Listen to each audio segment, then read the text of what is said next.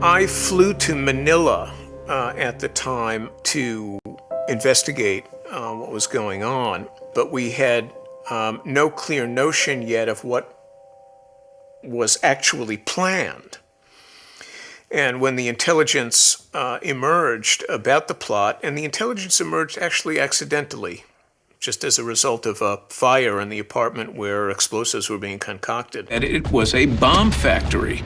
And in addition to finding the equipment that was necessary to fabricate explosives, they saw all this Catholic stuff, vestments, things. They were planning to assassinate Pope John Paul II using improvised explosive device. January 6, 1995, 2 years after the first World Trade Center attack. The Philippines, a largely Catholic country, is preparing for a visit from Pope John Paul II. Ramzi Youssef returns to Manila's Josefa apartments to finalize the Bojinka plot. After he proved that his liquid nitroglycerin bombs would work, he realized he had to just make them slightly more powerful to be able to bring down airliners. The bombs would be detonated and the planes would have fallen out of the sky into the Pacific. Youssef hired an apartment in Manila and began mixing chemicals. He began preparing these bombs. Youssef and his associates begin building 12 bombs to simultaneously bring down 12 747s, the most deadly terrorist act in history. The apartment in the Philippines was a bomb factory. It was a very complicated plot. 12 different operatives to get on 12 different planes at specific times, get off at specific times, and to set the timers on the explosive devices to function at specific times. As Youssef cooks up explosives by the sink, the concoction accidentally ignites. The acrid smoke drives the two men from their apartment. Thick smoke begins to pour from room 603. There was a security guard at the apartments who forced his way in. He could see a load of chemicals and the fire brigade were alerted.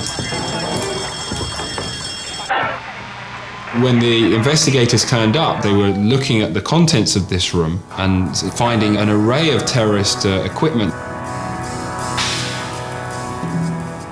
The explosive ingredients, the chemicals, the timer for cooking, the books, dictionaries, formulas. Ramzi Youssef was just down the block watching what was going on with his conspirator, Abdul Hakim Murad. He sent Murad back in. He ordered him basically, you've got to go back in there and get the laptop and try and get as much out of there as you can. Murad nearly got away with it, but he was captured by the Filipino police. Police arrest Murad as he tries to flee. They also seize the laptop. Youssef is watching from across the street. Within hours, he buys a first-class ticket to Singapore and slips out of the country. Murad is interrogated with extreme brutality by the Filipino president's own security team. But even beatings and waterboarding failed to bring a confession. Very tough guy. Murad was a tough guy. We are facing a blank wall. Almost zero information about these people. The visit of the Pope was underway, and we need to find out whether there are threats. So they said, let us turn Murad to the Philippine National Police. To a young colonel at the time, known for his great expertise in interrogating communist rebels by the name Boogie Mendoza. Abdul Hakim Murad, a commercial airline pilot, he's interrogated by Colonel Mendoza, a veteran fighter against Islamist rebels who threatens to deliver him to the Israeli intelligence agency, the Mossad. You are telling 50% truth, 50% liar. Maybe if this lie will exceed 50%, I will not waste my time again here and deliver to you to the Israeli again. I'm becoming impatient. You are creating stories that are unbelievable. But I'm starting to believe on him. Why? Because I have seen his eyes. He's not winking. He can see me eye to eye. And that's what I'm after. I have seen this eyes long time ago, several times. So this guy is telling me the truth. Indeed, the plot is foiled at the last moment when a fire breaks out in the apartment where Ramzi makes his bombs, on which the police discover the details of an operation codenamed Bojinka. Analyzing the computer's contents, investigators then discover new elements. It's the follow-up to the Bojinka plan, whose concept is radically new. Delta and Northwest jumbo jets bound for Portland, Honolulu, San Francisco, Los Angeles, and New York. The first clear straight line between the Philippines plot and September 11th. The next phase of Bojinka. Terrorists trained to fly commercial planes in the United States. I asked him, what is Bojinka? It's a code name. He told me, what code name for? Then he trembled. Bojinka, they told me, is an explosion. He used the word nose diving. I remembered it. Diving the plane into several targets.